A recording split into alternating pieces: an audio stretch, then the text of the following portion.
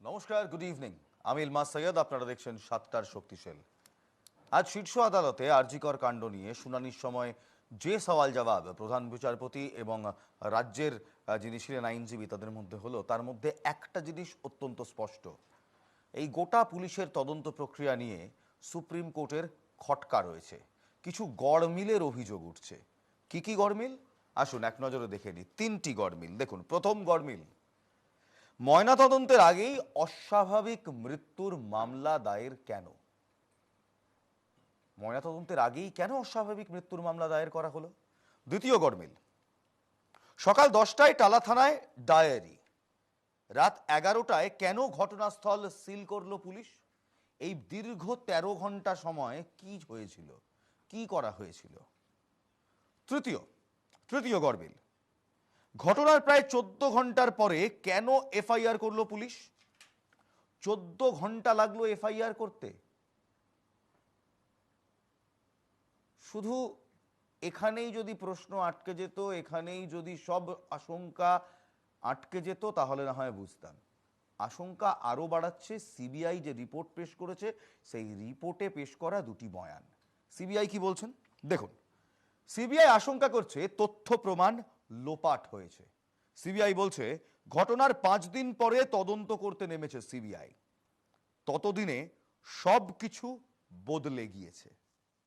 কি বদলালো, কারা বদলালো? যদিও রাজ্য বলছে, রাজ্যের তরফে আজ আইনজীবী কপিল সিব্বল তিনি বলেছেন কিছুই বদলায়নি, সবকিছুর টাইম লাইন তাদের কাছে রয়েছে, তাদের কাছে সমস্ত ঘটনার ভিডিওগ্রাফিক এভিডেন্স রয়েছে।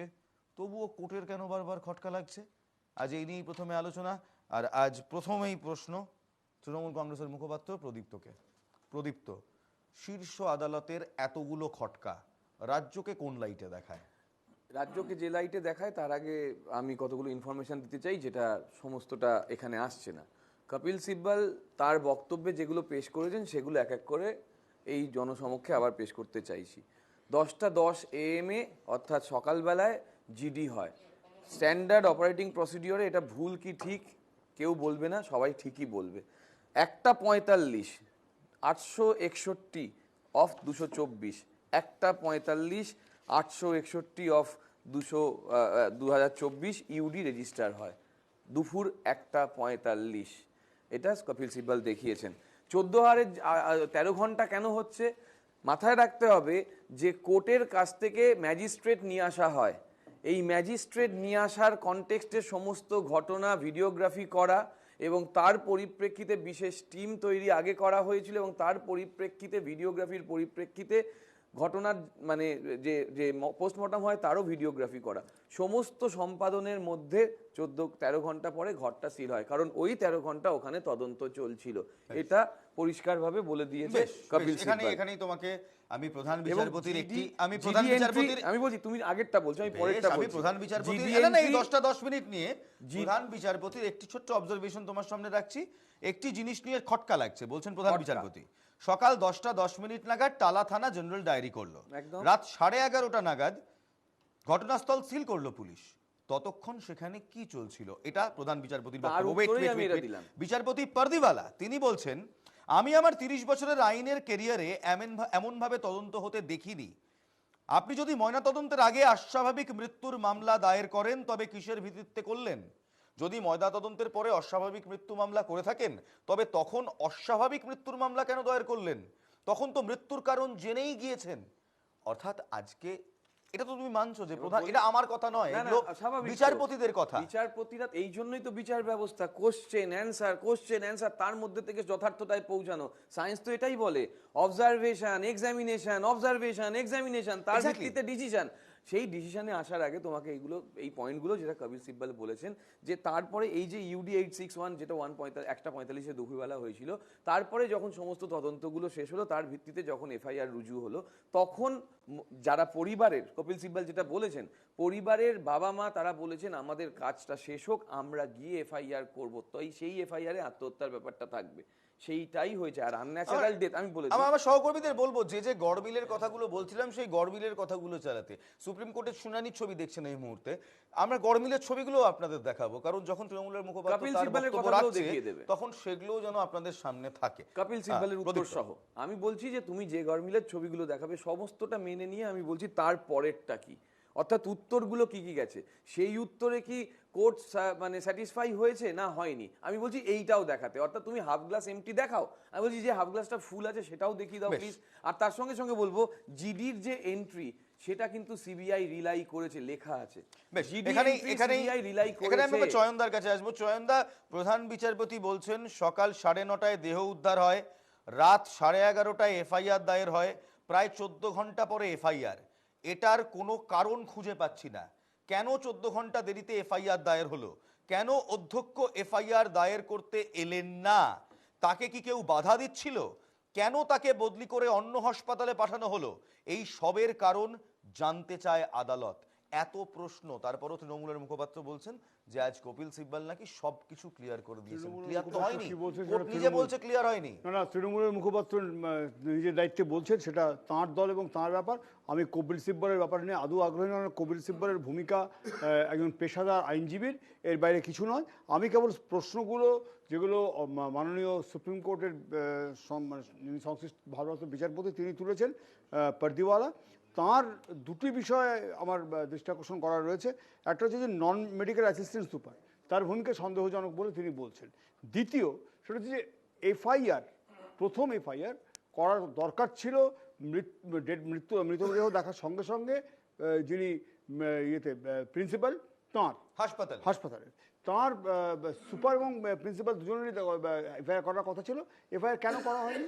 এবং অত্যন্ত দ্রুততার সঙ্গে ময়নাতদন্ত করা হয়েছে এবং দ্বিতীয়বার কোনো ক্রস চেক করার সুযোগ নেই। এখানে অন্যান্য যারা যদি বিশেষজ্ঞ থেকে থাকেন কেউ, তারা বলবেন, সাংবাদিকতার অধ্যাপক আছেন তিনিও বলতে পারবেন। এবং আমি এখানে দায়িত্বের সঙ্গে বলছি, ক্রস চেক করার কোনো সুযোগ নেই, কারণ এত তড়িঘড়ি ময়নাতদন্ত হয়ে গেছে এবং যে রিপোর্টটা এসেছে সেটাকেও ভেরিফাই করার কোনো সুযোগ আর নেই। এবং আমি এখানে খুব স্পষ্টই বলছি যে অভিযোগটা বিরোধী পক্ষ থেকে তুলছি, আমরা প্রথম তুলেছিলাম আমরাই, যে যা এভিডেন্স আছে সেগুলো ডিস্ট্রয় করা হয়েছে এই ভাঙচুরের মাধ্যমে। এটার ফলে আগামী দিন তদন্ত করতে সিবিআই এর খুব অসুবিধা হবে। যে প্রশ্নগুলো মুখোমুখি সিবিআই যে প্রশ্নগুলো তুলছে সেই প্রশ্নগুলো উত্তর পাওয়া কতটা যাবে জানি না, কিন্তু সুপ্রিম কোর্ট যে বিষয়টা মূল গোড়ায় ধরতে পেরেছেন এই কারণে আমরা সুপ্রিম কোর্টের কাছে কৃতজ্ঞ। কিন্তু আমাদের মূল বিষয় হচ্ছে যিনি পুরো বিষয়টার দায়ভার যাকে নৈতিকভাবে নিতে হবে তিনি আমাদের মাননীয় স্বাস্থ্যমন্ত্রী। তাঁর এই নৈতিক দায়ভার স্বীকার করতেই হবে। পুরো জিনিসটা যা গলত হয়েছে, যা গলত, একজন উঠতি চিকিৎসক, প্রতিভাবান চিকিৎসক যার কেরিয়ার অত্যন্ত ভালো ছিল, তাকে এইভাবে খুন করা এবং তাকে খুনের আগে তাকে সম্ভ্রামতা ছিনিয়ে নেওয়া হয়েছে, এর থেকে দুঃখজনক কিছু হয় না। এই বিরল অপরাধের শাস্তি যথাযোগ্য হওয়া উচিত। তার মধ্যে কনকারেন্সে অবশ্যই যিনি প্রিন্সিপাল এবং আমাদের স্বাস্থ্যমন্ত্রী এবং পুলিশ, আমাদের যিনি পুলিশ কর্তা সিপি, তাকেও সন্দেহের ঊর্ধ্বে রাখার কোনো কারণ আছে বলে আমরা মনে করছি না। বেশ এরপর আলোচনার পরবর্তী পার্টে যাওয়ার আগে একবার চট করে আমরা দেখে নেব আজকে সুপ্রিম কোর্টে পুলিশের ভূমিকা নিয়ে প্রধান বিচারপতি এবং অন্যান্য বিচারপতিরাই বা কি বললেন, আর কপিল সিব্বল সাহেব রাজ্যের পক্ষে যিনি ছিলেন তিনি বা কি বললেন, দেখুন। আজিকর কাণ্ডের সময় নিয়ে দ্বন্দ্ব লাগছে সুপ্রিম কোর্টের। গত 9 আগস্ট ভোরে চিকিৎসক খুনের ঘটনাটি প্রকাশ্যে আসার পর থেকে ওই দিন রাতে ঘটনাস্থল সিল করা পর্যন্ত যে ঘটনা পরম্পরা আদালতে পেশ করা হয়েছে তাতেই বেড়েছে সেই দ্বন্দ্ব। বিচারপতিরা সময় ধরে ধরে জানতে চেয়েছে তাদের মনে হওয়া গরমিলগুলির ব্যাখ্যা কি। ময়না তদন্তের আগেই অস্বাভাবিক মৃত্যুর মামলা। সকাল 10টায় টালা থানায় ডায়েরি, রাত 11টায় কেন ঘটনাস্থলে সিল করল পুলিশ? ঘটনার প্রায় 14 ঘন্টা পরে কেন এফআইআর করল পুলিশ? আরজিকরে চিকিৎসককে ধর্ষণ করে খুনের ঘটনায় সিবিআইয়ের কাছে তদন্ত রিপোর্ট চেয়েছিল সুপ্রিম কোর্ট। বৃহস্পতিবার সেই রিপোর্ট জমা দিয়েছে সিবিআই। রিপোর্টে সিবিআই বলেছে ঘটনার 5 দিন পরে তদন্ত করতে নেমেছে সিবিআই। ততদিনে সবকিছু বদলে গিয়েছে। যদিও রাজ্য সিবিআই দাবিকে নস্যাৎ করে বলে তাদের কাছে ঘটনার সম্পূর্ণ টাইমলাইন রয়েছে ভিডিওগ্রাফিও, তাই সিবিআই যে দেরি করছে তা সত্য নয়, কিছুই বদলে যায়নি। রাজ্যের দেওয়া টাইমলাইন নিয়ে প্রথম প্রশ্ন তোলেন সলিসিটর জেনারেল মেহতা। তিনি বলেন, চিকিৎসকদের দেহ সৎকারের পরে রাত 11:45 এফআইআর করা হয়েছে, এটা আমাকে সবথেকে বেশি অবাক করেছে। এরপরেই প্রধান বিচারপতি বলেন, একটা জিনিস নিয়ে খটকা লাগছে। সকাল 10:10 নাগাদ তালা থানা জেনারেল ডায়েরি করলো, রাত 11:30 নাগাদ ঘটনাস্থল সিল করলো পুলিশ। ততক্ষণ সেখানে কি চলছিল? বিচারপতি পাদ্রিওয়ালা বলেন, আমি আমার 30 বছরের আইনের কেরিয়ারে এমন ভাবে তদন্ত হতে দেখিনি। ময়নাতদন্তের আগে অস্বাভাবিক মৃত্যুর মামলা কিসের ভিত্তিতে করলেন? ময়নাতদন্তের পরে অস্বাভাবিক মৃত্যুর মামলা কেন দায়ের করলেন? তখন তো মৃত্যুর কারণ জেনেই গিয়েছেন। প্রধান বিচারপতি আরো বলেন, সকাল 9:30 দেহ উদ্ধার হয় আর রাত 11:30 এফআইআর দায়ের হয়। প্রায় 14 ঘন্টা পরে এফআইআর। এটার কোনো যুক্তি খুঁজে পাচ্ছি না। কেন 14 ঘন্টা দেরিতে এফআইআর দায়ের হলো? কেন অধ্যক্ষ এফআইআর দায়ের করতে এলেন না? তাকে কি কেউ বাধা দিচ্ছিল? কেন তাকে বদলি করে অন্য হাসপাতালে পাঠানো হলো? এই সবেরই কারণ জানতে চায় আদালত। পুলিশ কমিশনার বিনীত গোয়েলের যে দাবি ছিল তা একেবারে ভেঙে চুরমার করে দিয়েছে আদালত। একই সঙ্গে তদন্ত যে ঠিক পথে হয়নি তা বোঝা যাচ্ছে। এরই মাঝে প্রশ্ন, কাদের বাঁচাতে এত ভুল পদক্ষেপ পুলিশের? কেউ কি এই নির্দেশ দিয়েছিলেন? সেই ব্যক্তিকে? কেন ঘটনার 13 ঘন্টা পর সিল করা হলো ক্রাইম সিন? এরপরেও কি করে নিশ্চিত হওয়া যায় যে তথ্য প্রমাণ লোপাট করার চেষ্টা হয়নি?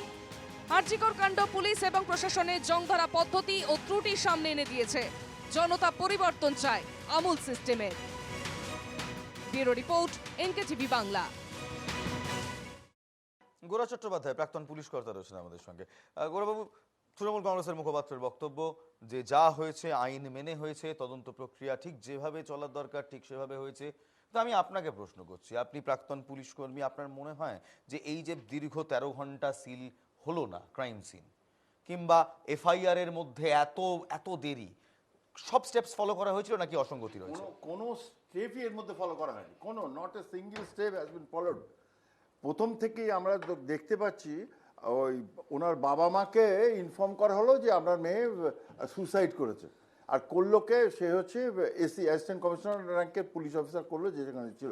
ওনাকেই তো অ্যারেস্ট করা উচিত ছিল আগে। উনি কি বেসিসে করলেন?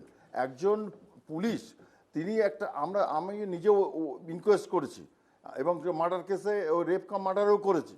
একজন রেপ কাম মার্ডারের ইয়েকে কোনো ভিকটিমকে কন্ডেম করতে হবে না। প্রথম কথা হচ্ছে তুমিও কন্ডেম করো ভাই।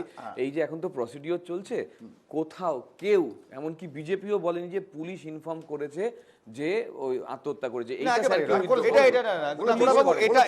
এটা আমিও বলছি যে এটা প্রযুক্ত একদম না, এটা পুলিশ বলেনি। এটা নির্যাতিতার বাড়ির লোক খুব স্পষ্টভাবে বলেছে, এবং অ্যাসিস্ট্যান্ট সুপার যিনি ছিলেন সেই সময় তিনিও এটা মেনে নিয়েছেন। অ্যাসিস্ট্যান্ট সুপারই বলেছিলেন আত্মহত্যার কথাটা। আচ্ছা ঠিক আছে, তবে হ্যাঁ, বলা হয়েছিল হাসপাতালের তরফে বলা হয়েছিল। হ্যাঁ তাহলে ঠিক আছে, তাই হবে। কিন্তু আমি আমার জন্য মনে হচ্ছে যেন এসি পুলিশ এটা বলেছে আর কি। ঠিক আছে, তো যেই হোক, যেই বলুক, তাকে আর কি কাস্টডিতে নেওয়া উচিত ছিল, যে তাকে জিজ্ঞাসাবাদ করার, সে কি করে এইটাকে ইয়ে করেছে। ডাক্তার সে তো এক চোখে দেখে বুঝতে পারবে। আমরা যখন ইনকোয়েস্ট করেছি অ্যাজ এ পুলিশ অফিসার, আমাদের যে অভিজ্ঞতা ছিল তত ওই ডাক্তার তার থেকে বেশি অভিজ্ঞতা, কারণ তারা পোস্টমর্টম করে এবং বিভিন্ন এই ধরনের ইয়ে করে আর কি, তাদের সার্ভিস তারা দেয়। কিন্তু যখন দেখা গেল যে আপনার বডিতে তাকে তার বিধ্বস্ত অবস্থা, তারপরে কি করে এটা চালানো হলো যে এটা আনন্যাচারাল ডেথ বা আত্মহত্যা, এটা আত্মহত্যা বলে কি করে চালানো হলো? আসলে দেখুন, আমি এখানে আত্মহত্যা বলে কোথাও চালানো হয়নি। আমি আরেকবার বলছি গোড়াবাবু, আমরা ফ্যাক্টস ডিস্টর্ট করব না, কারণ এই মুহূর্তে এই তদন্ত নিয়ে প্রচুর ফ্যাক্টস রয়েছে, সোশ্যাল মিডিয়াতে রয়েছে, সংবাদ মাধ্যমে রয়েছে।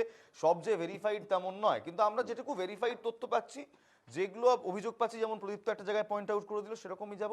আত্মহত্যার কথা অ্যাসিস্ট্যান্ট সুপারের কাছ থেকে জানা গিয়েছে, এমনটা তার পরিবারের সদস্যরাও বলেছেন। আমি জ্যোতির কাছে আসবো। জ্যোতি, এই যে এরকম একটি উদ্ধৃতি যেটা প্রধান বিচারপতি করছেন, সকাল 9:30 দেহ উদ্ধার হয়, রাত 11:30 এফআইআর দ্বারা করা হয়, প্রায় 14 ঘন্টা পরে এফআইআর, এটার কোনো কারণ খুঁজে পাচ্ছি না।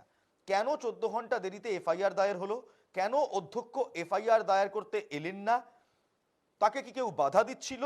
কেন তাকে বদলি করে অন্য হাসপাতালে পাঠানো হলো, এই সবের কারণ জানতে চাইছে আদালত। এই সবকটাই তো একেবারে যুক্তিসম্মত প্রশ্ন।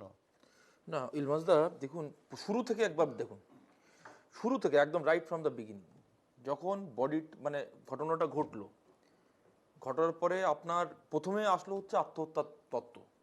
হসপিটাল কর্তৃপক্ষ থেকে বলা হলো যে আত্মহত্যা করেছে, আনকনশাস। আপনি ভাবুন এই ঘটনাটা যেটা ঘটেছে, এই ঘটনাটা ধরুন এখানে রাস্তাঘাটে যদি কোনো কিছু ঘটনা ঘটে, আমরা প্রথমে কোথায় যাই? বডিটা নিয়ে হসপিটালে যাই। তো সেখানে হসপিটালের ডাক্তার, সেখানে তারাই ওখানে মানে বলছে যে আত্মহত্যার তত্ত্ব। Point number 1। পয়েন্ট নাম্বার 2 হচ্ছে যে জিডিটা হয়েছে 10টা 10 মিনিটে আনকনশাস, ডাক্তাররা থাকা সত্ত্বেও তাদের তরফ থেকে কোনো রেসপন্স নেই, তাদের তরফ থেকে নো রেসপন্স।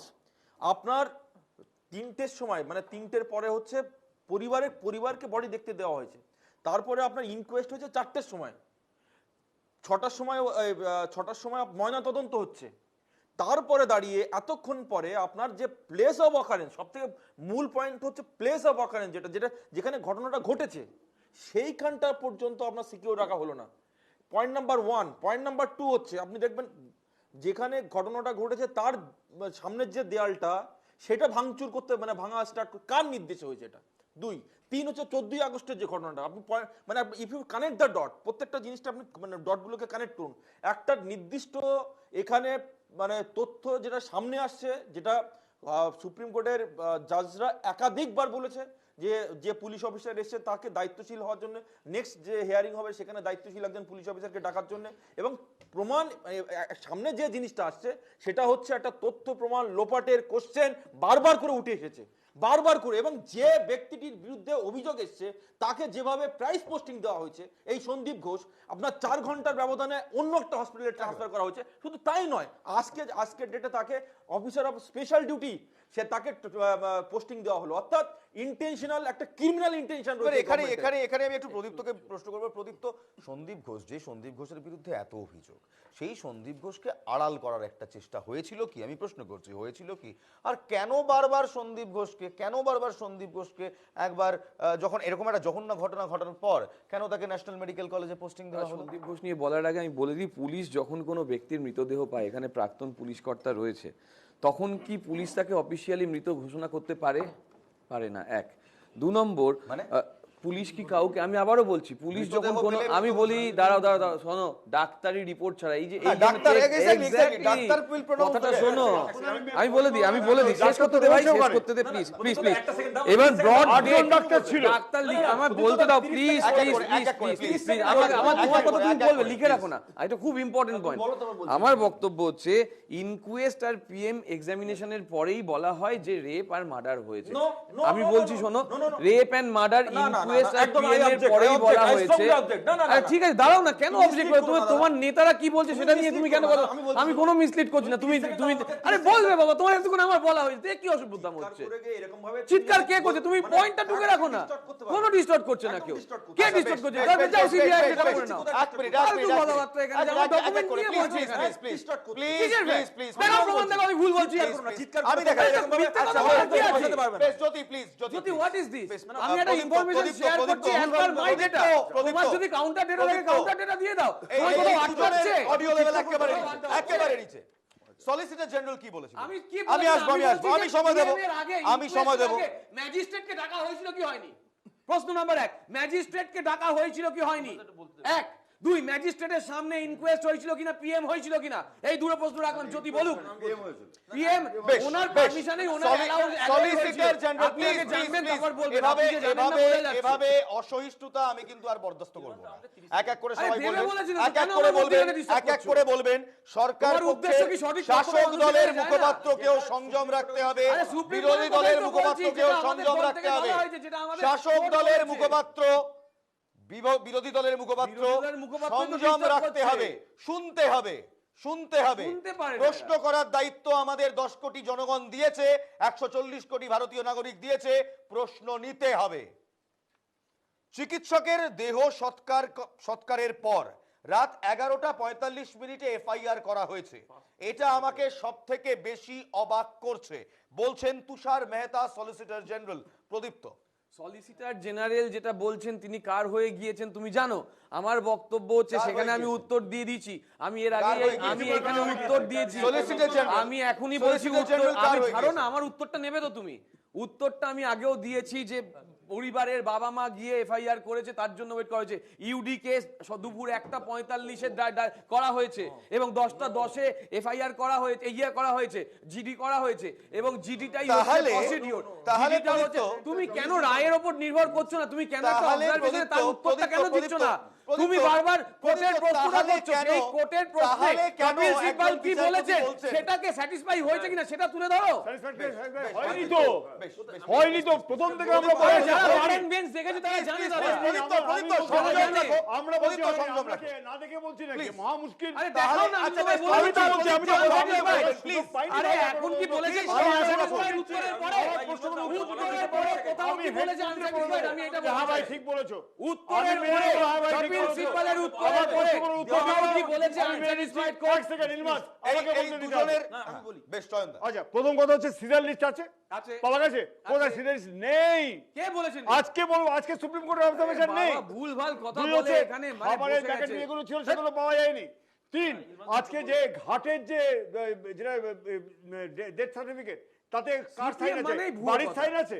বাড়ির CPM লোকের মানেই সাইন ভুয়ো আছে? কথা। বাড়ির লোকের সাইন আছে? হ্যাঁ, নেই। বাড়ির লোকেরই না, sign আছে। নেই।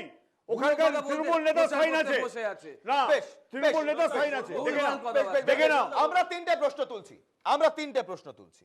আমরা কলকাতা পুলিশের কাছে তিনটে প্রশ্ন তুলছি। কি কি মাফ করবেন, চারটে প্রশ্ন তুলছি। কি কি প্রশ্ন দেখুন, এক এক করে দেখুন। প্রথম প্রশ্ন, কাদের বাচ্চাতে এত কিছু ভুল পদক্ষেপ পুলিশের, এত ভুল পদক্ষেপ কাদের বাঁচাতে? প্রথম প্রশ্ন। দ্বিতীয়, কেউ কি এই নির্দেশ দিয়েছিলেন?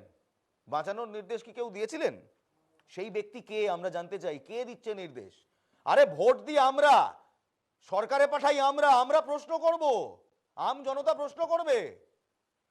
কেন ঘটনার 13 ঘন্টা পর সিল করা হলো ক্রাইম সিন? শুধু সিল নয়, তারপর দেখেছি আমরা পিডব্লিউডি ওয়ার্ক করে ওখানে একটি ঘর একেবারে ভেঙে ফেলা হয়েছে।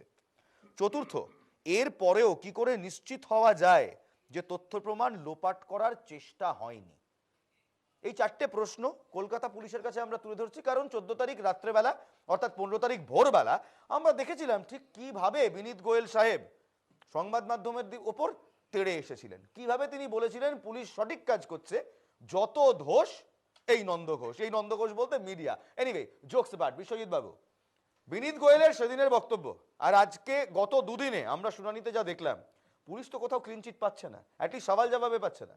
না, অন্তত রাজ্যের হয়ে যিনি লড়ছেন কপিল সিব্বল, তাকে যখন বারবার প্রশ্ন করা হলো সেই উত্তরে খুব একটা স্যাটিসফাইড না হয়ে তখন যারা বিচারক ছিলেন ওখানে তারা বললেন যে পরের বার একজন উচ্চপদস্থ সিনিয়র পুলিশ অফিসিয়ালসকে আনবেন, কারণ সব উত্তরে তারা স্যাটিসফাইড নয় যেগুলো জানতে চাইছিল। তাই তো। এক, দু নম্বর, আমরা এখানে লড়াই করছি দুটো জিনিসে। এক হচ্ছে টাইম লাইন, যেটা বারবার আজকে সুপ্রিম কোর্ট বলেছে, আর একটা হচ্ছে ঘটনা। তা আমরা যদি প্রসিডিওরটা টাইম লাইনটা বাদ দিয়ে প্রসিডিওরটা দেখি তাহলে ভুল হবে। এই যে ঘটনাগুলো প্রদীপ্ত বলছে, এই সব ঘটনাগুলোই হয়েছিল। এটা আজকে সুপ্রিম কোর্টে আমি বলছি এই সবগুলোই হয়েছিল, কোনোটা হয়নি এমন নয়। কিন্তু এর মধ্যে কোথাও একটা সংহতি নেই, যে সময় যেটা হওয়ার ছিল হয়নি। সবচেয়ে গুরুত্বপূর্ণ প্রশ্নটা গতদিনও তুলেছে, আজকেও তুলেছে, যে হসপিটাল কর্তৃপক্ষ এফআইআর করলো না কেন, বাড়ির যারা আছে তাদের উপরে নির্ভর করতে হলো কেন? এই প্রশ্ন তো সাধারণ মানুষের। ইলমাস, তুমি বলছিলে যে পুলিশ মিডিয়াকে, আমি বারবার তোমার চ্যানেলে এসে বলেছি এটা খুব ভুল হয়েছে, এবং এটা যে ভুল হয়েছে শুধু উচ্চ কর্তা বা সর্বোচ্চ কর্তা নয়, সেদিন আরো একজন থানার ওসি ওখানে ছিলেন, তিনি 180 ডিগ্রি ঘুরে ঠিক বিনীত গোয়েল যা বলেছেন ঠিক তার অন্য কথা বলেছেন। আমি লাস্ট যে কথা বলবো, যে আমজনতা প্রশ্ন করবে, মিডিয়া প্রশ্ন করবে, এটা ঠিক আছে, কিন্তু সুপ্রিম কোর্ট আজকে যেটা বলে শেষ করেছে, এটা আমার বিনীত অনুরোধ কোন রাজনৈতিক দল থেকে দূরে থেকে, এবং সুপ্রিম কোর্টও সেটা বলেছেন, প্লিজ এটা নিয়ে রাজনীতি করবেন না। যখন উদয়ন গুহর কথা এসছে, উদয়ন গুহ এবং শুভেন্দু অধিকারীর রাজনীতির কথা শুনবো না, এই ঘটনাতে বিচার ব্যবস্থার উপর ভরসা রাখুন, সুবিচার হবে, আমি কথা দিচ্ছি। এটা চন্দ্রচূড় বলেছেন। সুতরাং আমাদেরও এই ধৈর্যটা থাকা উচিত যে বিচার কোথায় হচ্ছে। আর সত্যি একজন অপরাধী, তাকে ঢাকার চেষ্টা নয়, এই যে লজ্জাজনক খুন হয়েছে, আমরা প্রত্যেকে রাজনীতির পরিচয় ফেলে দিয়ে তার বিচার চাই এবং শাস্তি চাই। সেখানে সংবাদ মাধ্যমকে দায়ী করলে হবে না। সংবাদ মাধ্যম ক্রমাগত প্রশ্ন তুলবে, দেখতে হবে রাজনৈতিক প্রশ্ন তুলছে কিনা। মানবিক প্রশ্ন তোলা কিন্তু সংবাদ মাধ্যমের কাজ। একেবারে গ্রামটা বাদ দিয়ে, এবং সেটা নিয়েও বলেছে যে সোশ্যাল মিডিয়ার কনটেক্সটে 150 গ্রামের মানে কি আমরা বুঝি, সেটা নিয়ে আলোচনা করতে চাইনি, করতেই চাইনি, সুপ্রিম কোর্ট থেকে যখন একদমই করতে চাইনি, এবং বলেছে সোশ্যাল মিডিয়ায় ট্রায়ালটা হবে না। তুমি এত অসহিষ্ণু হয়ে যেও না, তোমাকে আমি ইনফরমেশন দিচ্ছি। তুমি শাসক দলের প্রতিনিধি। আচ্ছা অবশ্যই, এবার আমি তোমাকে হাত জোর করে বলছি, আমি হাত জোর করে বলছি যে বলতো অসহিষ্ণুটা কেউ হলো। আমি আবার বলছি, যখন আমি বলছি না না প্রবলেমটা কোথায়, আমি কোনো মুখে উঠিনি। এভাবে সমস্যা হচ্ছে কি ইলমাস, যখন কথাটা বলছি তখন আমার কথার মধ্যে কেউ দুজন ঢুকছে, তাহলে আমাকে কেন বলছো? তারাও ঢুকবে না, তাহলে আমাকে কেন বলছো? আমি তো কারোর মধ্যে ঢুকিনি। এখানেই প্রদীপ, এই অ্যাপ্রোচটা আজকে এই অ্যাপ্রোচটা হচ্ছে এই মুহূর্তে একটাই অনুরোধ, বিনম্র হও। আরে বিনম্র আবার বলছি, বিত্তবান হও, বিবেকবান হও। এই কথা আমার নয়, বিত্তবান নও, বিবেকবান হও। বিত্তবান নয়, সেটাই বললাম, বিত্তবান নয়। আমার মধ্যে যদি দুটো রাজনৈতিক দল কথা বলে, আমি কে বলেছিলেন প্রদীপ্ত? ইলমাজ, it is not a matter of joke. It's not a joke. না, তুমি এটা কেন এক্স্যাক্টলি কোশ্চেনটা করছো? আমাদের খুব সেনসিটিভলি এই গোটা ম্যাটারটা হ্যান্ডেল করতে যখন হবে। করছি তখন কেন আমার মধ্যে ঢুকে আমাকে মিথ্যাবাদী বলছে? সেই সময় তুমি আমাকে বলছো যে আমি অসহিষ্ণু। আমি ওনাদেরও বলেছি। তুমি আমাকে কেন বলছো? আমার নাম করে কেন বলছো? Pradipta, what is this? Supreme court if you don't have any argument, then don't do. There is a lot of argument Pradipta. Supreme court কেন বারবার বলছে যে খটকা লাগছে? তার উত্তর তো দিলাম, 3 বার দিলাম এই নিয়ে, যে কপিল সিব্বল তার উত্তর দিয়েছেন, সেই উত্তরের কনটেক্সটে বলেছেন নেক্সট বার আপনারা পুলিশ আধিকারিককে নিয়ে আসুন। একেবারে Let the justice prevail. টাইমলাইনের কথা বিশ্বজিৎ দা বললেন। Let the justice prevail. এই টাইমলাইনের কথা বিশ্বজিৎ দা বললেন। তো ধৈর্য ধরতে হবে। প্রদীপ্ত কথার মধ্যখানে ঢুকে গেলে কি করে হবে? আমি বলেছি প্রদীপ্ত, আমরা বলেছি তুমি তো দুটো মিথ্যে কথা বললে, আমি তোমাকে বলি দুটো মিথ্যে কথা বলেছো। এক নম্বর মিথ্যে কথা হচ্ছে যে পার্টির সাইন আছে।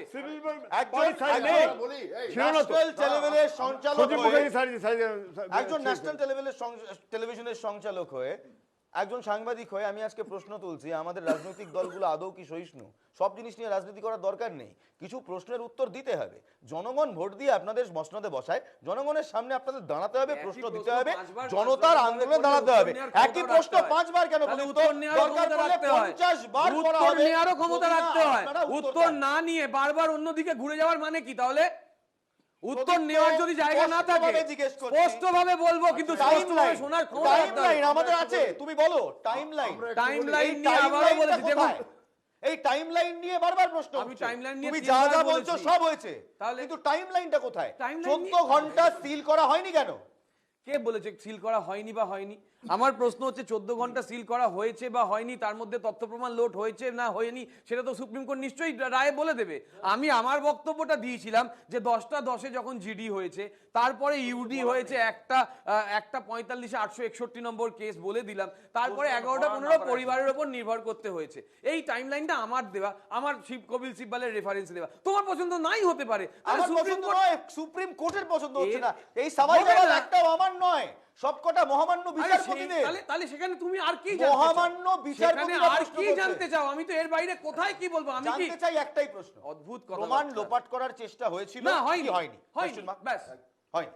আচ্ছা, প্রসিজিওর ফলো করা হয়েছিল। তাহলে আজ এই প্রশ্নের অবকাশ কোথা থেকে এলো?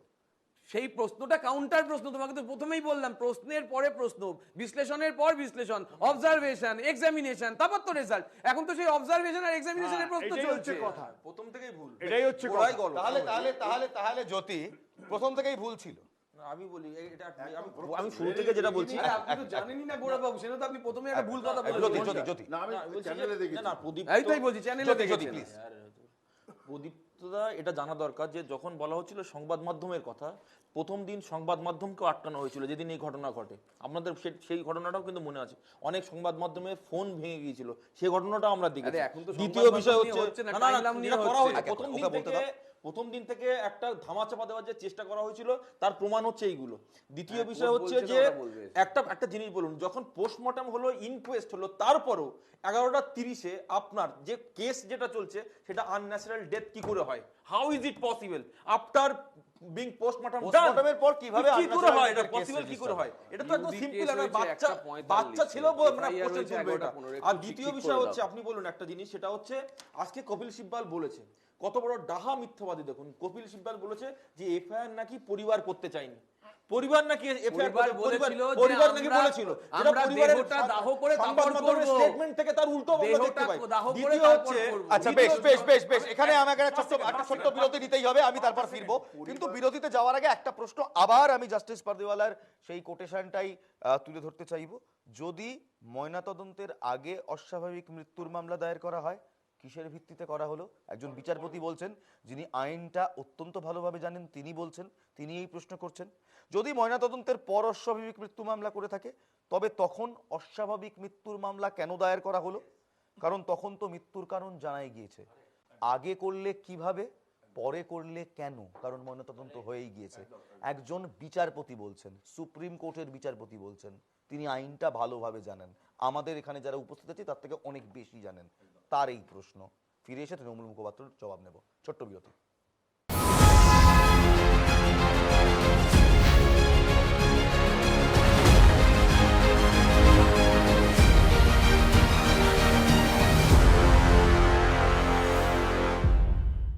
ফিরে এলাম বিরতির পর।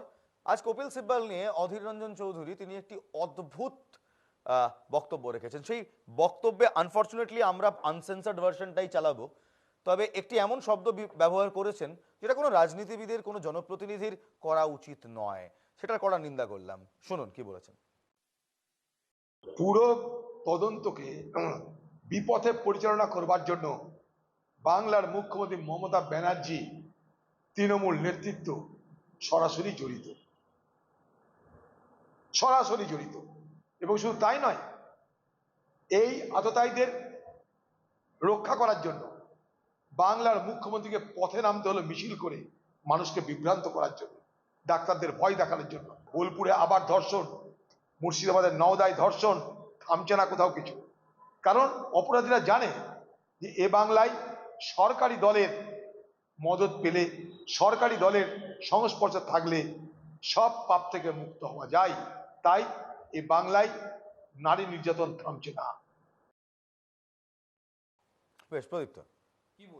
এই লোকের কথা বলতে হবে, এই লোকের কথা একদম সহজভাবে উনি মমতা বন্দ্যোপাধ্যায়কে দায়ী তাই তো করছেন। বলছি। এই জন্যই তো আমরা বলেছিলাম বাম রাম ডান শ্যাম ফ্যাম সব এক জায়গায়। এই কারণেই বলেছিলাম যে খুব পরিষ্কারভাবে এক হচ্ছে বাম 150 গ্রাম সিমেন্ট, বিকাশ ভট্টাচার্য বলে দিল, সব নিয়ে চললো। আজকে সে ব্যাপারে বলবে না। আর যেই এখন বামকে বলছি, অমনি দেখুন ওই অমনি রাম সেখানে এসে কথা বলছে। নির্যাতিতার পক্ষে কথা বলবো, নির্যাতিতার পক্ষে কথা বলছে। নির্যাতিতার কথা বিজেপি বলে, যে বিজেপি ওইখানে বুন্দেলখান্ড থেকে শুরু করে উত্তরখান্ড থেকে শুরু করে মণিপুর থেকে শুরু করে বদলাপুর থেকে শুরু করে সব জায়গায় পিটিয়ে পেটিয়ে একদম বৃন্দাবন দেখিয়ে দিচ্ছে। তারা বলবে আরে তোমরা চাও ব্রিজভূষণ শর্মার বিচার, ব্রিজভূষণ শর্মার বিচার চাও, মণিপুরের বিচার চাও। এই প্রসঙ্গে না গিয়ে ওখানে চলে যাবে। তাহলে বিজেপি কথা কেন শুনতে যাবো? আমরা সবার বিজয় এবার আর চাইবো। তোমার বক্তব্য মণিপুরে নেই, একেবারে বিজেপিকে বক্তব্য আছে, ব্রিজভূষণ নিয়ে ভারতীয় জনতা পার্টি কিচ্ছু করেনি। একইভাবে আমি যদি পার্ক স্ট্রিটের ঘটনা দেখি, পার্ক স্ট্রিট ঘটনাকে মুখ্যমন্ত্রী মমতা বন্দ্যোপাধ্যায় নিজে বলেছিলেন ছোট ঘটনা। আবার যদি আমি তাপসী মালিক দেখি, সেখানে সিপিএম কাঠগড়ায় উঠবে। আবার যদি আমি মণিপুর দেখি, মণিপুরের যে লিক টেপ বেরিয়েছে তাতে বিজেপি কাঠগড়ায় উঠবে। কাঠগড়ায় সবাই উঠবে। আজকে আমাদের রাত 8টা, 1 মিনিট প্লিজ, আজকে আমাদের রাত 8টার শোটা দেখে নেবেন, দেখবেন প্রতিটা দলের জনপ্রতিনিধিদের বিরুদ্ধে ধর্ষণ এবং নারী নির্যাতনের কেস রয়েছে। বিজেপির একজন মহিলা নেত্রী রয়েছেন, তার বিরুদ্ধেও নারীর বিরুদ্ধে অশালীন আচরণ করার কেস রয়েছেন, তিনি আবার বাংলাতেই রয়েছেন। এই সমস্ত আজকে রাত 8টার সাথে আপনাদের ক্লিয়ার হয়ে যাবে, সমস্ত রাজনৈতিক দলের গায়ে এই কালিটি রয়েছে। তবে যে কপিল সিব্বালের কেরিয়ে যে মন্তব্যের কথা বলছিলাম, যেটা অধীর রঞ্জন চৌধুরী বলেছেন, শুনুন।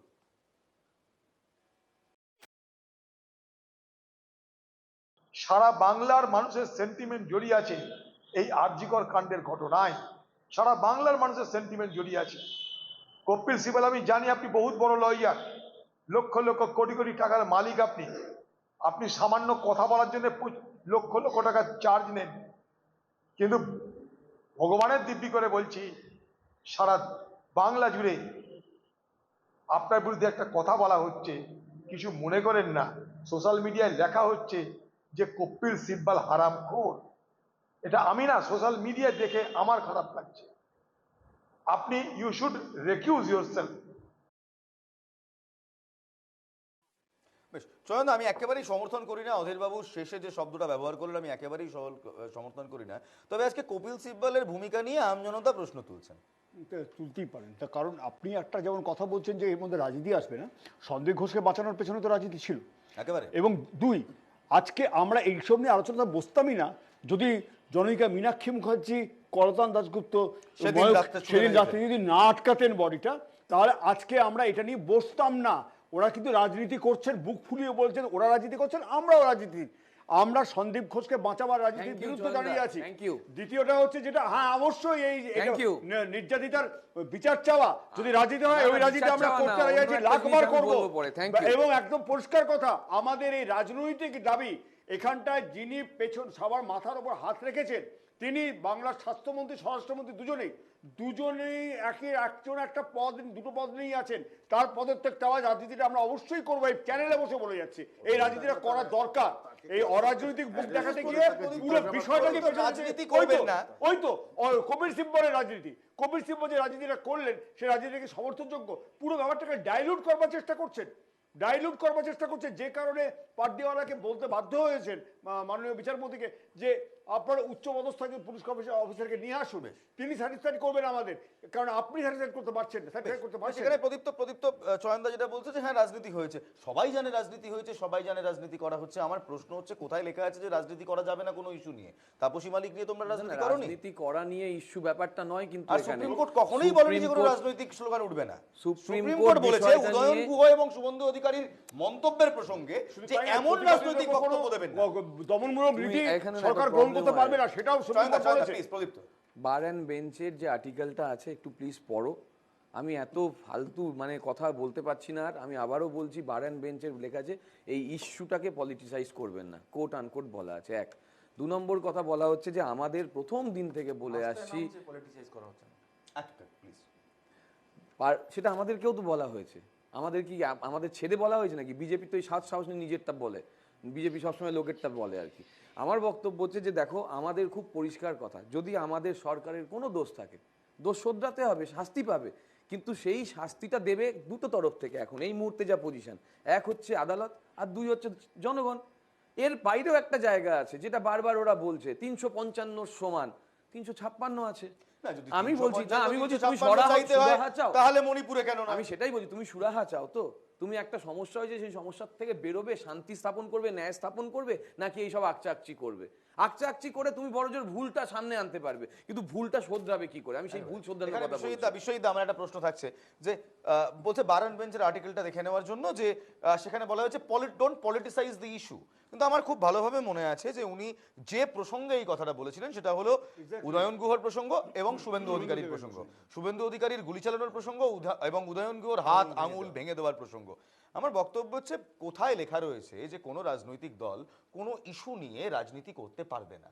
আজকে যদি তৃণমূল কংগ্রেসের ইতিহাস ঘেটে নিই, right from Singur to Tapasi Malik to বহু ইস্যু রয়েছে যেগুলো নিয়ে তারা রাজনীতি করেন। এমনকি এই তো দেখলাম কয়েকদিন আগে মমতা বন্দ্যোপাধ্যায় থেকে শুরু করে কুণাল ঘোষ পর্যন্ত বর্ণালী গুহ মার্ডার কেস টেনে নিয়ে আসছেন, বানতলা রেপ কেস টেনে নিয়ে আসছেন। এগুলো কি রাজনীতি নয়? কোথাও লেখা নেই রাজনীতি করা যাবে না, এবং লেখা নেই বলেই সুপ্রিম কোর্ট আতঙ্কিত, যে কারণে সাধারণ মানুষ পথে নেমেছে। উই ওয়ান্ট জাস্টিস এটা রাজনৈতিক স্লোগান নয়, ওর সঙ্গে যে স্লোগানগুলো যোগ হচ্ছে সেগুলো রাজনৈতিক স্লোগান, কিন্তু উই ওয়ান্ট জাস্টিস 14 তারিখের রাত দেখিয়ে দিয়েছে এর সঙ্গে কোনো রাজনীতি নেই। সেইখানে দাঁড়িয়ে আজকে যদি এটা নিয়ে রাজনীতি, সে শাসক হোক বিরোধী হোক যেই হোক না কেন, আজকে যখন সুপ্রিম কোর্টে চন্দ্রচূড় সাহেব বলছেন এটা, তখন কিন্তু বলেনি যে তৃণমূল করবেন না বা বিজেপি করবেন না বা বামেরা করবেন না, বলেছে এই ইস্যুটায় সব মানুষ জাস্টিস চাইছে, একমাত্র প্রত্যেকের দাবি হোক জাস্টিস। তাতে যদি শাসক বা বিরোধী যেই যুক্ত থাকুক না কেন, যেই আড়াল করতে চাক না কেন, সেও বিচারের মধ্যে আসবে। সুতরাং এখানে এটা নিয়ে রাজনীতি নয়, শুধু বলেছে ভরসা করুন, আইন নিজের হাতে না নিয়ে যারা শান্তিপূর্ণ প্রতিবাদ করছে সেই প্রতিবাদে কোনোভাবে থামানো যাবে না, শান্তিপূর্ণ প্রতিবাদ করতে হবে। তখন কপিল সিব্বল সাহেব বলেছেন যেগুলো নোটিফাইড এরিয়া, যেগুলো একদম আলাদা করে দেওয়া হয়েছে, সেইখানে মিছিলটা বা সেইখানে প্রতিবাদটা এলাও নয়। আবার এমন কোনো স্টেটমেন্ট করবেন না যেটা ইনফিরিয়েটিং হতে পারে। এবং সুপ্রিম কোর্ট আবার বলেছে, বারবার বলছি, জনগণের এই আবেগ, এইটাকে আপনারা বাধা দেবেন না, শান্তিপূর্ণ যদি থাকে সেই শান্তিপূর্ণ ইয়েতে কোনোভাবে বাধা দেওয়ার চেষ্টা করবেন না, এখানেও যেন রাজনীতি না হয় সেইটাই দেখার চেষ্টা হয়েছে আমাদের। আজকে দেখো তো, আমার বারবার মনে হয় ইলমাস, তুমি বলছিলে, আমরা এই যে একটু আগে তুমি একটা কথা বললে যে সব রাজনৈতিক দলে এই ধরনের যে অত্যাচার বা যৌন নির্যাতনের অভিযোগ রয়েছে, প্রত্যেকটা রাজনৈতিক দলের নেতা নেত্রীদের কেউ ধোয়া তুলসী পাতা নয়। তাহলে মনে হয় না যে রাজনীতিকে দূরে সরিয়ে দিয়ে সামাজিক রোগটা দেখি, রোগটা কোথায় আছে? আমরা তো কেউ রোগের দিকে বলি না, আমরা একটা ঘটনা ঘটলে ছুটে যাই কোন রাজনৈতিক দল যুক্ত আছে সেইখানে। মানবেন সেদিন যদি হাসপাতাল কর্তৃপক্ষ ঠিক পদক্ষেপ নিত, কিংবা যদি পুলিশ ঠিক পদক্ষেপ ঠিক সময়, আবার বলছি ঠিক পদক্ষেপ ঠিক সময় নিত, তাহলে আজকে এত দূর আলোচনার অবকাশই থাকতো না। আমি তো আগেই বলেছি তোমার চ্যানেলে এসে, পুলিশ কর্তৃপক্ষ এবং হাসপাতাল প্রশাসনের দুর্বলতা আছে এখানে। কোনো না কোনো ভাবে তারা প্রথম দিকে বিষয়টার গুরুত্ব অথবা বিষয়টা চাপা দেওয়ার কোনো চেষ্টা করেছিল, যেটা আমরা এখনই বুঝতে পারবো না। তার জন্য অপেক্ষা করতে হবে। এখানে তো সুপ্রিম কোর্টও বলছে এবং রাজ্যের দিক থেকে রাজ্যের যুক্তিও বলা হচ্ছে। সুতরাং আমাদের একটু ধৈর্য ধরে, রাজনীতি করা হচ্ছে, রাজনীতি কেন করা হচ্ছে, রাজনীতি করা উচিত নয়, কিন্তু আমার বক্তব্য এই রাজনীতির প্রসঙ্গ তো উঠতোই না যদি না যেদিন এই ঘটনা সামনে আসে তারপর যখন অধ্যক্ষের পদত্যাগ চায় জুনিয়র ডাক্তাররা, তখন অধ্যক্ষ ইস্তফা পত্র পাঠান। তাকে যদি ন্যাশনাল মেডিকেল কলেজের অধ্যক্ষ না করা হতো, এই পলিটিক্যাল নেক্সাসের কথা যদি সামনে না হতো, সন্দীপ ঘোষের ওপর স্বাস্থ্য দপ্তরে উনি অত্যন্ত পাওয়ারফুল, এই প্রসঙ্গও যদি না উঠতো, অদ্ভুতভাবে এই প্রসঙ্গ কিন্তু আজকে সুপ্রিম কোর্টে উঠেছে, এই বক্তব্য কিন্তু আজকে সুপ্রিম কোর্টে উঠেছে সন্দীপ ঘোষের নেক্সাস নিয়ে। অবশ্যই অধ্যক্ষকে কেন বদলি করা হলো এই প্রসঙ্গ কিন্তু বিচারপতি নিজে বলেছেন। যদি না হতো তাহলে তো রাজনীতির কথা আসতোই না। এবং প্রশাসনের অনেক পদক্ষেপ এই রাজনীতির জন্ম দিয়েছে, তাই নয় কি? আরো একটা কথা বলে রাখি, আজকে দুটো তথ্য আমি জানি না এখানে আলোচিত হলো না। পলিগ্রাফ টেস্টের অনুমতি চাওয়া হয়েছিল, ওই যিনি একমাত্র সবেদন নীলমণি যাকে গ্রেপ্তার করেছে তার অনুমতি পাওয়া যায়নি। সন্দীপ ঘোষেরও করা হয়েছে, কিন্তু কাস্টডিতে না নিয়ে এটা করা যাবে বলে মনে হচ্ছে। কালকে 5টা পর্যন্ত টাইম আছে, সেক্ষেত্রে কাস্টডিতে নিতেই হবে। আমার কাছে পরিষ্কার কথা, এই বারবার একই এত অপরিহার্য চিকিৎসক যে তাকে পোস্টিং দিতে হচ্ছে 5 ঘন্টার মধ্যে। আমাদের প্রশ্ন হচ্ছে এটাই, পেছনে কার হাত রয়েছে? এর আগে আমরা দেখেছি বদলি হয়েছে নর্থ বেঙ্গলে, সেখান থেকে চলে এসছেন, একদিন বা দুদিনের মধ্যে চলে এসছেন, 1 মাসের মধ্যে চলে এসছেন, বারবার ফিরে ফিরে আর্জি করে। এবং উনি যখন বেরিয়ে যাচ্ছেন, যে নাটকটা করলেন যে আমি ঘুঘুর বাসা ভেঙেছি, দেখা গেল যে ঘুঘুর বাসাতে উনিই বসে আছেন। ঘুঘুর বাসা এখানে খুব স্পষ্টভাবে বলা দরকার, দুর্নীতির কথাবার্তা উঠতোই না যদি না সন্দীপ ঘোষের এত কেলেঙ্কারি সামনে আসতো, কিংবা প্রশাসনিকভাবে এতগুলো সিদ্ধান্ত যেগুলো প্রশ্নবোধক চিহ্নের মুখে পড়ে গিয়েছে এই মুহূর্তে সামনে আসতো। কেন বারবার তাকে আরজি করে ফিরিয়ে আনা, কেন তাকে ন্যাশনাল মেডিকেলে তোলা? আজকে প্রধান বিচারপতি পর্যন্ত এই প্রশ্ন করেছেন। আসলে আরজিকর তো তারপরেও ভালো ভালো পুরস্কার পায়, একটা বিশেষ পুরস্কার পায় আরজিকর 2022 সালে, যে একটা স্পেশাল। আমি 1 মিনিট, যেহেতু তুমি বললে আমি তোমায় বলার সুযোগ দেবো, কিন্তু আমি একটা জিনিস ক্লিয়ার করে দিই। আমি যদিও সেই সংবাদ মাধ্যমে কাজ করি না, আমি তাও বলে রাখি যে পুরস্কারটা দেওয়া হয়েছিল রাধা গোবিন্দ কর হাসপাতালকে, কোনো সন্দীপ ঘোষকে না। আমি কি বললাম ভাই? তুমি আমারটা আরেকবার রিক্যাপ চালাও। তোমাকে কি এটা বলতে হতো বলে বললে, নাকি বাধ্যবাধকতা আছে কিছু? আমি তো একই কথা বললাম, আরজিকর ভালো পুরস্কার পেয়েছে। আমি ঠিক বলবো, আমি কি বলবো কি বিজেপি ঠিক করে দেবে নাকি? সমস্যাটা হচ্ছে আড়াল কাউকে করার দরকার নেই। বিজেপি চোরকে বলে বিজেপি চোর বলে তাকেই এলোপি করে, সব বিজেপি দেখা আছে, মানুষ বুঝে গিয়েছে বিজেপি কি। আচ্ছা ঠিক আছে, ও পা ধরেছে, তাহলে বামরাম সেটিং, তাহলে এতদিন রাম যা বলছে, বাম যা বলছে যে তৃণমূল আর বিজেপি সেটিং তাই ঠিক তো? যেভাবে তথ্য প্রমাণ রেকর্ড করেছো তার জন্য ক্ষমা চাওয়া উচিত। হচ্ছে বিজেপি যে কোনটা ক্ষমা চাওয়া উচিত তোমাদের। ক্ষমা তো চেয়ে নিয়েছি, রাস্তায় দাঁড়িয়ে ক্ষমা চাওয়া উচিত মানুষের কাছে। দেখুন আজ সুকান্ত মজুমদার সুকান্ত যারা মজুমদার বলে পর্যন্ত গুলি চালালে মমতা দায় নেই। বন্দ্যোপাধ্যায়ের পদত্যাগ যারা 25 demand লাখ টাকা করেছে। দাম দেয়, সুকান্ত মজুমদার একবারও পর্যন্ত ক্ষমা চায় পদত্যাগ না। demand করেছে। এইসব শুনুন। বিজেপিকে কথা বলতে হয়। সুপ্রিম কোর্ট আজকে মানে গত দুদিন ধরে আমি বলবো মাননীয় মুখ্যমন্ত্রীর দুগালে এবং মাননীয় মুখ্যমন্ত্রীর প্রশাসনের দুগালে চড়িয়ে চড়িয়ে লাল করে নন্দলাল বালিয়ে দিয়েছে। এবার মাননীয় মুখ্যমন্ত্রী সম্ভবত দোকান কাটা, সেহেতু উনি ছাড়ছেন না। অন্য কেউ আত্মসম্মান বোধ থাকলে পরে পথটা ছেড়ে দিয়ে বাড়িতে বসে থাকতে কোনো অসুবিধে ছিল না। অন্য কাউকে, নিজের দলের অন্য কাউকে মুখ্যমন্ত্রী করুন, আমরা তো মানা করছি না।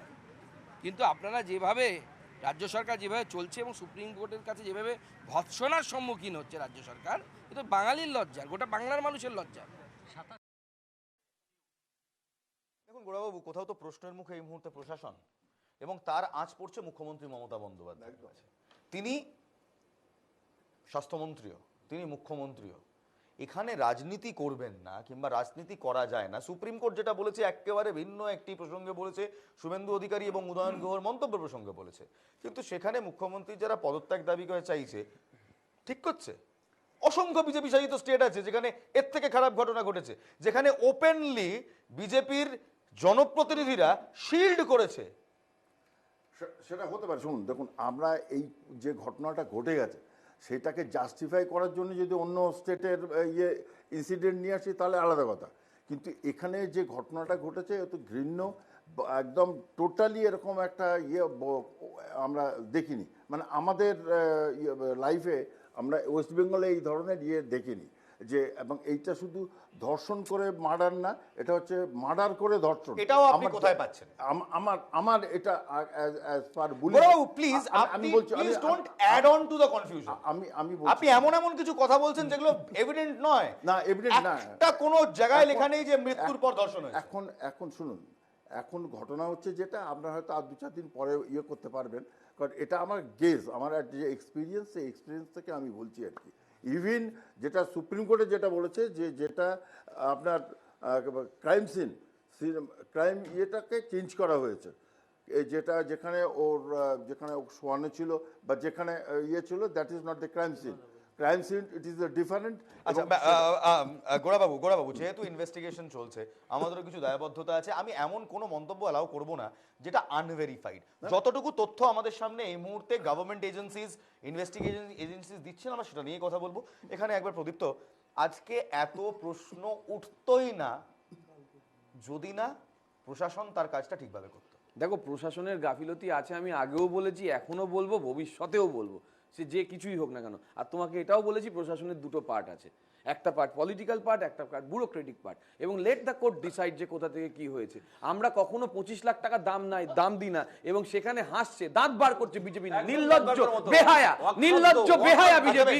যে তারকনাথ বাবু যখন বলছেন যে মুখ্যমন্ত্রী রেপ রেট কত 25 লাখ, লজ্জা করে না? মাননীয় মুখ্যমন্ত্রী এখানে এন্টারটেইন করব না। কেন? একেবারে এন্টারটেইন করব না এরকম কথা। তুমি সমালোচনা করে ঘুরিয়ে প্রশাসনিক প্রধানের বিরুদ্ধে আমরা এন্টারটেইন করব না।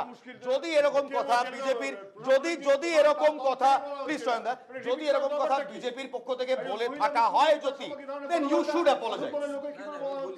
না, এখানে অনেকক্ষণ ধরে একজন মহিলা মুখ্যমন্ত্রীর বিরুদ্ধে যদি এরকম কথা হওয়া উচিত, যদি বিজেপি বলে থাকে, ইউ শুড অ্যাপোলোজাইজ। না, কি বলেছে তো, আই শুড অ্যাপোলোজাইজ, না আই অ্যাপোলোজাইজ। আমি বলছি যে ঘটনার যেটা ঘটেছে, যে যদি এরকম কেউ বলে থাকে, কারণ আমরা এরকম ভাবে ধর্ষণের ঘটনাকে ছোট্ট ঘটনা বলতে পারি না, কোনোদিন এটা সম্ভব নয়। সেকেন্ড হচ্ছে, বলছে না এক্সিকিউটিভ, আরে এক্সিকিউটিভের মাথায় বসে থাকে হচ্ছে রাজ্যের একজন মন্ত্রী, এটা বুঝতে হবে। রাজ্যের একজন মন্ত্রী ইজ দ্য এক্সিকিউটিভ হেড, সে একজন পলিটিক্যাল নেতা। কে স্বাস্থ্যমন্ত্রীর নাম কি রাজ্যের? মুখ্যমন্ত্রী মমতা বন্দ্যোপাধ্যায়, এটা জানতে হবে। সেকেন্ড হচ্ছে, আমি বলছি এইখানে যে বারান বেঞ্চের কথা বলা হচ্ছিল, বারান বেঞ্চটা খুলে দেখুন। হাইকোর্টে যেদিন আপনার সওয়াল জবাব হচ্ছে, একজন মানে পিটিশনার যখন বলছেন, পিটিশনের উকিল, যে পোস্টমর্টম রিপোর্ট থেকে একদম নিশ্চিত যে অনেকজন এর সঙ্গে ইনভলভ। রাজ্য সরকারের অফিসিয়াল স্ট্যান্ড হচ্ছে, আমি আপনাকে পাঠিয়েছিলাম সেটা, রাজ্য সরকারের অফিসিয়াল স্ট্যান্ড হচ্ছে দ্যাট ইজ নট কারেক্ট। এই ইনজুরি দেখে মনে হচ্ছে যে মাল্টিপল লোকের পক্ষে এটা সম্ভব না। কিসের ভিত্তিতে এটা বলে? এর থেকে প্রমাণ হচ্ছে এরা কোথাও না কোথাও একটা কিছু নির্দিষ্ট একটা সুপ্রিম চক্রকে কোর্টে আজকে কি আড়াল করার বলেছে? চেষ্টা করা হয়েছে সুপ্রিম এবং কোর্টে সবচেয়ে আজকে বড় কি জিনিস হচ্ছে, বলেছে? আচ্ছা আমি বলছি সুপ্রিম কোর্টে কি বলেছে? পরিষ্কার কথা, সুপ্রিম কোর্ট যদি স্যাটিসফাইড হতো, বারবার বোঝানোর চেষ্টা হচ্ছে তৃণমূল কংগ্রেসের পক্ষ থেকে, supreme court is very much satisfied. যদি স্যাটিসফাইড যদি হয়ে থাকতো তাহলে একজন সিনিয়র অফিসারকে ডাকতো না। দুই, আমি বলেছি সেটা হচ্ছে যে কোথায় satisfied এখানটায় নয় লেখা আছে, বারবার প্রশ্নটা বুঝতে হবে বারবারই সব বলছি আমরা কোথায় স্যাটিসফাইড নয়, সেটা তো এইখানেই তো লেখা কোথায় কেস আছে ডায়েরি, সেটা কেস বলছি। ডায়েরি থেকে শুরু করে সবগুলোই নিয়েই প্রশ্ন উঠছে। যেগুলো আমি বলছি সিজার লিস্টের কথা বারবার উল্লেখ করছি, এই সিজার লিস্টে CBI এর আজকে কেস ডায়েরিটা মনে আছে বারবারই তোমার কিছু? বলছি, বারবারই বলছি, সিবিআইও প্রশ্ন তুলেছে সিজার লিস্ট নিয়ে, সিবিআইও প্রশ্ন তুলেছে সিজার শুধু লিস্ট তাই নয়, নিয়ে। জয়ন্ত, বলে দেবো যে আজকে মনে করিয়ে দেবো, সিবিআই বলেছে আমরা 5 দিন পর তদন্তভার নিয়েছি, 5 দিনে অনেক কিছু বদলে গিয়েছে। ডিস্ট্রাকশন, আমি বারবার বলছি তথ্য প্রমাণ লোপাট হয়েছে, আশঙ্কা CBI এর। ট্যাম্পারিং না, ডিস্ট্রাকশন অফ ফ্যাক্টস হচ্ছে, ওই বাথরুম ভেঙে ফেলা, ওটাই ভয়ঙ্কর ঘটনা। কেউ যতটা প্রমাণ লোপাটের হয়ে গেছে অনেকখানি, এতটা কনফিডেন্ট বিজেপির মুখপাত্র তৃণমূলের CBI এবং হয়ে গেছে। তৃণমূলের মুখপাত্র এতদিন বলে এবং CBI এর কেউ না, এখন CBI এর হয়ে গায়ে তারা গেছে। সবসময় প্রধানমন্ত্রী, মুখ্যমন্ত্রী এবং তৃণমূলের মুখপাত্ররা অত্যন্ত আত্মবিশ্বাসী, বলেনি। আত্মবিশ্বাসী। কি দরকার? কারণ দেখতে একটা পাচ্ছি বলে তো শেষ হ্যাঁ, করছি, সেই জন্য তো একটা বিজেপি বলে শেষ এই করছি, জন্য তো বিজেপি একটা কথা বলে শেষ করছি, এই জন্য ওর আত্মবিশ্বাস প্রত্যুত্তর এসছে, কারণ বকটুইয়ের এই ভাদু শেখের স্ত্রী পর্যন্ত এখন হত্যাকারীদের চিনতে পারছেন না। খুব স্বাভাবিক, এই আত্মবিশ্বাসের উৎস আমরা বুঝতে পারছি। প্রদীপ্ত চয়নদা যা বলার বলে দিয়েছে। আমার একটাই প্রশ্ন, সিবিআই যখন আশঙ্কা প্রকাশ করে যে 5 দিনে অনেক কিছু বদলে গিয়েছে, যদিও সেখানে রাজ্যের যেতে আইনজীবী পারে। বলেছেন পারে আর গিয়েছে, দুটোর মধ্যে পার্থক্য আছে। অনেক কিছু বদলে গিয়েছে, তাই? বদলে গিয়েছে। একটা দেখিয়ে দাও প্লিজ, হাত জোর করছি। আরে কি করে দেখাবে? আমি ক্ষমা ভেঙে চেয়ে দিয়ে বাথরুম ভেঙে দিয়েছে। আরে বাবা, এই বাথরুম ভেঙে দিয়েছে ভাই। অন ক্যামেরা বাথরুম রয়েছে ভেঙে দিয়েছে। সমস্তটা। আরে কি বলছো? সমস্তটা on ট্রেনটা camera চুরি রয়েছে। করা হয়েছে। চিৎকার ট্রেনটা করছো চালানো কেন? হয়েছে। তোমার নেই, আরে সন্দেশ বিকাশ বাবু করছে। অনলাইন শোনেনি? না, সন্দেশ বিকাশ বাবু করছে। আজকে অনলাইন শোনেননি? শুনবেন না কেন? বোকা বোকা কথা কেন শুনবেন না কেন? বলছো? আমি বোকা তুমি বোকা একজন কথা বলছি। senior প্রদীপ্ত, লোক, তুমি প্রাক্তন কাউন্সিলর, তোমার মনে হচ্ছে না যে পুরোটা অনলাইন রয়েছে, যে কেউ প্রদীপ্ত, খুব সহজভাবে এই আশঙ্কাটাই বা কেন প্রকাশ করা হবে? আশঙ্কা করবেই তো প্রকাশ, কারণ তারা 10 দিনে কিচ্ছু করতে পারেনি, পুরো দায়টা তাদের দিকে যাবে। তাহলে তোমরা সিবিআই ডাকবো বলছো কেন? কি করে? তাহলে মমতা বন্দ্যোপাধ্যায় প্রথম দিন থেকে 7 দিন পর সিবিআই ডাকবো বলছিল কেন? এইটাই তো, যে আমরা পুলিশের উপর ভরসা গিমিক ছিল। রাখো, বারবার পুলিশের ভরসা গিমিক ছিল। রাখো। যে পুলিশের সাতদিন সময় দিলে তাহলে আমি ভরসা ডাকবো। কারণ সিবিআই কে এটা জনরোষ, জনরোষ প্রথম কথা। দ্বিতীয় কথা, জনরোষের যে বিশ্বাসযোগ্যতা অর্জনের বিষয়, সেখানে প্রত্যেকে বলে প্রোটেকশন করাই আছে, কেউ বলে প্রোটেকশন করা নেই। ওসব বোকা বোকা কথা বলে লাভ নেই। অনেক মিডিয়া আচ্ছা বেশ, জ্যোতি চট্টোপাধ্যায়, এখন তো সিবিআই তদন্ত করছে। 5 দিন এখন তো সিবিআই তদন্ত করছে। শাহজাহান মামলা থেকে শুরু করে, বকটুই মামলা থেকে শুরু করে এতগুলো দুর্নীতির মামলা, সিবিআই এর সাকসেস রেট টিল নাও 0। এমনকি এই অবস্থা অনুব্রত মণ্ডল জামিন পেয়ে গেলেন। সিবিআই এর উপর আমরা কোথা থেকে ভরসা রাখবো বলো তো? না হাঁসখালির ঘটনায় মুখ্যমন্ত্রী বলেছিল যেখানে লাভ অ্যাফেয়ার তত্ত্ব, সেই তৃণমূলের উপপ্রধান আজকে জেলে এই সিবিআই এর জন্য। আমি আপনাকে মনে করি দিয়ে তথ্য প্রমাণগুলো যেভাবে লোপাট করা হয়েছে ফ্রম দ্য ভেরি বিগিনিং, সেটা হচ্ছে ওই সামনের যে সেমিনার হলের সামনে যেটা ভাঙা, পরবর্তীকালে 14ই আগস্টের ঘটনা, ক্রাইম সিনটাকে প্রোটেকশন না দেওয়া, 11 ঘন্টা না 14 ঘন্টা ধরে ওই ক্রাইম সিন আনপ্রোটেক্টেড ছিল। সেটা তো আমি বলছি না, সুপ্রিম কোর্ট বলছে। আর বলছে সুপ্রিম কোর্ট বলেছে আজকে, কেউ বলেনি আনপ্রোটেক্টেড ছিল, ভুল ডিসকার্ড করা হচ্ছে ফ্যাক্ট। আর যদি ফ্যাক্ট ডিসকার্ড করা হচ্ছে, বলছে কেন লক করা হয় আনপ্রোটেক্টেড করা হয় আজকে। এবং সবথেকে বড় কথা, যখন তদন্ত চলছে। আচ্ছা বেশ, আমি দুজনকে থামাবো। বিশ্বজিৎ বাবু, লাস্ট স্টেটমেন্ট। আমার সত্যি সময় একেবারে শেষের দিকে, লাস্ট স্টেটমেন্ট। আজকে এত টেকনিক্যাল ডিটেলস নিয়ে আমরা লড়াই করছি, টাইম লাইন নিয়ে লড়াই করছি, কিন্তু একটা জিনিস তো খুব স্পষ্ট, একটি জঘন্য ঘটনা ঘটেছে, একটি নৃশংস ঘটনা ঘটেছে। এই মুহূর্তে আমরা যারা এই রাজ্যে বাস করি সবাই চিন্তিত, সবাই আতঙ্কিত। আজকে আমাদের বাড়ির কোনো মহিলা বাইরে গেলে, আমাদের স্বজন পরিবারের লোকজন যখন বাইরে যায়, আমরা আতঙ্কিত হয়ে থাকি। এই কলকাতা কিংবা এই রাজ্য তো আমরা এক্সপেক্ট করিনি। পরিবর্তন করব বলে যারা এলেন, তারা কি পরিবর্তন করলেন? আর যারা ভাবছেন এরপর আসবেন, তাদের পাস্ট ট্র্যাক রেকর্ড দেখে তো খুব একটা ভালো লাগছে না।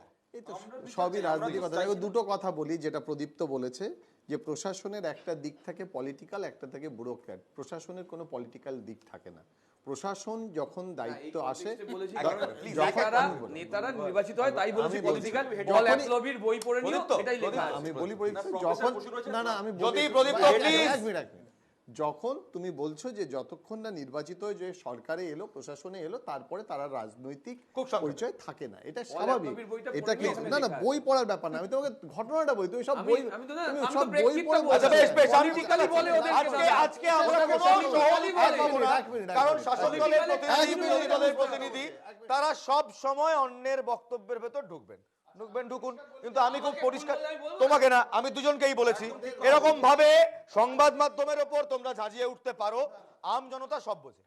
আম জনতা প্লিজ প্লিজ, আমার সত্যি আজকে আর সময় নেই, পরে শোটা আছে, এক মিনিট। না না আমার সত্যি সময় নেই Biswajit, I am really sorry, আমার সত্যি আজকে সময় নেই, কিন্তু একটা জিনিস না বললেই নয়, দেখুন আম জনতা সব বোঝে, আম জনতা কিছু বোঝে না, এই ধারণা যাদের রয়েছে, এই ধারণায় একটি দলের ছিল, 35 বছর যারা ছিল তারাও ভুল প্রমাণিত হয়েছে, 15 বছর যদি কোনো দল থাকে তারাও ভুল প্রমাণিত হবে, 15 বছর ধরে যারা কেন্দ্রে আছে তারাও ভুল প্রমাণিত হবে, দেশে যা ঘটছে, রাজ্যে যা ঘটছে, সবাই সব দেখছে। পরিবর্তন আমরা সবাই চেয়েছিলাম, কিন্তু সেই পরিবর্তনটা কি? সেই পরিবর্তনটা ছিল যাতে কোনো রকম অনিয়ম না হয়, আমরা যাতে কোট আনকোট সেফ থাকতে পারি, সুরক্ষিত থাকতে পারি, সেই সুরক্ষাটাই এই মুহূর্তে প্রশ্নের মুখে। তাই আঙুল তো উঠবেই, যারা বলছেন আঙুল ভেঙে দেবেন তারা আঙুল ভেঙে দিতে পারেন, কিন্তু প্রশ্ন তারপরেও আপনাদের শুনতে হবে, কারণ আপনারা জনপ্রতিনিধি হন আমাদের ভোটে, পাওয়ার আমাদের হাতে, সাধারণের হাতে। জয় হিন্দ।